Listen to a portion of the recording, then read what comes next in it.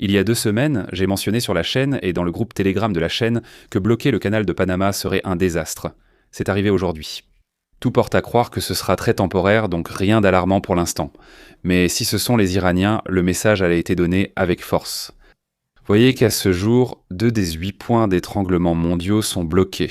Et ces deux-là, Hormuz et la mer Rouge, sont justement 2 des 4 plus importants, avec Malacca et Panama, ce dernier étant également bloqué maintenant. Le faible nombre de médias qui en parlent révèle un analphabétisme géopolitique absurde dans le pays, car les gens ignorent la signification du canal de Panama. Si les États-Unis sont ce qu'ils sont aujourd'hui, en tant que véritable puissance biocéanique, c'est grâce au canal de Panama. Mahan, l'un des pères de la géopolitique, affirmait au XIXe siècle que la construction d'un canal à Panama créerait une telle dynamique que les États-Unis devraient abandonner l'isolationnisme et deviendraient une puissance mondiale, une vision prophétique. Si tu veux atteindre l'estomac américain en leur coupant le souffle, tu prends le canal de Panama. Imagine une route entre New York et San Francisco. Avec le canal de Panama, la distance est de 9 793 km, mais sans le canal de Panama, en faisant le tour de l'Amérique du Sud. Ceci est déconseillé en raison du danger de navigation. À cause de la consommation de carburant plus élevée, et aussi parce que le coût de l'assurance devient ridiculement plus cher, tout cela augmente le coût pour le consommateur final. Cela fait environ 20 900 km. En termes de temps, cela signifie qu'un navire commercial, utilisant une vitesse typique de 16 à 20 nœuds, mettrait entre 11 et 13 jours en passant par le canal. Et sans le canal, cela passe à environ 27 à 34 jours.